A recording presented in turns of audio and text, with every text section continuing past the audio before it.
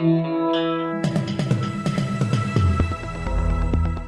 listening to the Betoota Advocate's weekly news wrap on Desert Rock FM 96.5. Hello and welcome to the Betoota Weekly News Bulletin. It is Friday the 20th of January.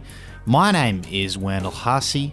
I've got Effie, Euphemia Bateman in the booth with me today, and I am leading in because Clancy and Errol are doing stuff. They're doing stuff. Yeah. I think Clancy's got a long lunch somewhere.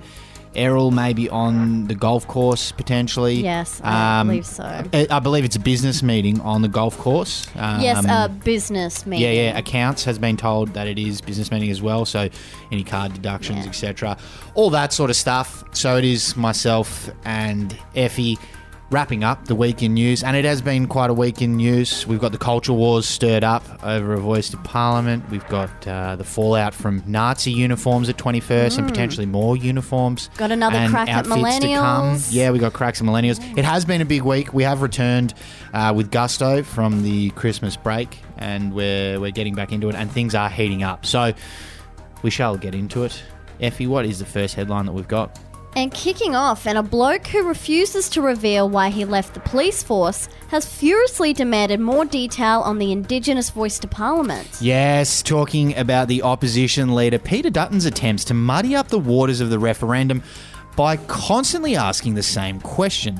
The Albanese government has been trying to push forward with a referendum on an Indigenous voice to Parliament, which was an election promise, and he's been adamant about trying not to confuse people by providing every single detail about how it would work, when it would work, etc., etc. The simple premise for that, according to the government, is that it should simply be a vote on whether you believe in a voice to Parliament as a concept or not. Yeah, but a civil process void of hot take anti-woke headlines is not what Peter Dutton has in mind, with the former cop doing a media tour of the country pretending like he's trying to protect democracy from some existential threat that the Albanese government is trying to slide through. Yeah, detail has been the word of the week, with Dutton pretty keen on hearing every single detail, despite never providing any details on why he left the police force, or why people say he had dog food left on his desk at the police force, or why he gave a contract to a company based on Kangaroo Island, which was worth $423 million without any transparency, or even, in fact, why a humble Queensland cop is worth tens or maybe hundreds of millions of dollars. Not keen on providing details on any of those things, weirdly enough, is Peter Dutton. Might be a bit disingenuous, this desire for details. No, who knows? I heard he read through some documents and said there were some punctuation errors, so they had to be completely rewritten as He's well. a real cross the T's, dot the I's kind of guy. Yeah. Big detail guy. Anyway, we're moving on down to New South Wales for our next big story this week, and the headline reads like this. Anyone else want to have a crack? Asks Pokey Sector after months of research digs up a Nazi costume. What a story this was. Yes, Dominic Perrottet coming forward and revealing that he wore a Nazi uniform to his 21st birthday, which he must have clearly thought was the height of comedy at the time. I'm thinking sort of edgelord sort of stuff. Yeah, he's trying to like shock factor, yeah. Yeah. The appalling decision led to a teary apology this week, with Dom apologising for his behaviour. Yeah, understandably, most people were pretty shocked and horrified by the revelations that he wore a Nazi uniform to his 21st birthday. But it's since been confirmed that Perrottet was made aware of that blast from the past a short time after promising to introduce regulations on poker machines like cashless gaming cards. Obviously, that was something that didn't go down particularly well with the powerful gaming lobby who run the state of New South Wales. So, after David Elliott, who's on the board of the Castle Hill RSL Club and whose son works for Aristocrat, made the call to Dom, warning him about the fact that a Nazi uniform scandal was about to drop, the Pokey Sector has released a statement asking if anyone else wants to have a fucking crack at trying to regulate them. Chris Minns has actually responded saying he does want to have a crack. He's going to introduce some legislation as well. So I believe they're digging up costumes on him, some allegations, that as we published on the story, that they found of him in a Zulu warrior costume. Not good at all. Ben Gallard left a comment on this one. There were lots of comments, lots of angry comments, understandably. I've chosen to ignore those. And I'm just going to offer up Ben Gallard's one where he said, "I did not see this coming." Love your work, Ben.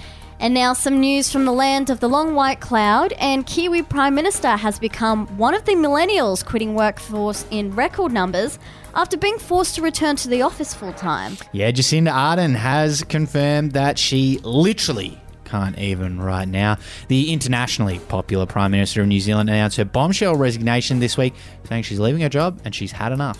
Yes, she is done with the public sector and has decided to job hop and take a far more lucrative position at the Otago Credit Union, which is promising $98,000 a year plus super. Which is a big That's deal a big in New leap, Zealand. yeah, It's roughly the equivalent of about 15 to 20,000 Australian dollars, but it buys her a house outright in Invercargill, where she's going to be based as the manager of this credit union. Apparently her parents are over the moon, stoked, dream job. It's worked out perfectly for her, so really happy. Yeah, good on her. And we're going to finish up with a very hard-hitting, heartwarming local story. And it's been confirmed that a weird guy who did a poo in the urinal in Year 8 is now really into ice baths. Yeah, it is an interesting correlation that has been discovered this week. If you aren't on social media, you might have missed the trend that is people posting videos of themselves doing ice baths, huffing, puffing, being extremely cold, looking extremely uncomfortable. It's all over TikTok, Instagram, Facebook, etc. And it's a new fad that has taken certain groups of people by storm, and it's been revealed that there is a particular link between that and previous behaviour of these types of people. Yes, a local man by the name of Coin Peckham is one of the men starting to let the practice of plunging oneself into frigid water define him as a person. And as a former schoolmate confirmed, Coin was the man who did a shit in Year 8 because it was the height of comedy. As his classmates said to us, his posting about getting in an ice bath every morning was enough to remind about the time he did the shit in the urinal, violently laughed his head off while everyone who was present tried to leave the situation as quickly as possible. Certainly sounds like a strange man, Coin, and now he's posting about ice baths all the time.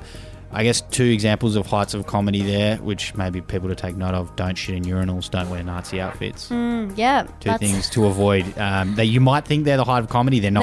They're not. And nobody else does. Maybe a few people do, but generally nobody else does. So leave it at that. Anyway, that is our news wrap for the week. Hope you've enjoyed it. Hope you'll join us again next week. Have a great weekend, and we look forward to talking to you soon. Bye-bye. See you later.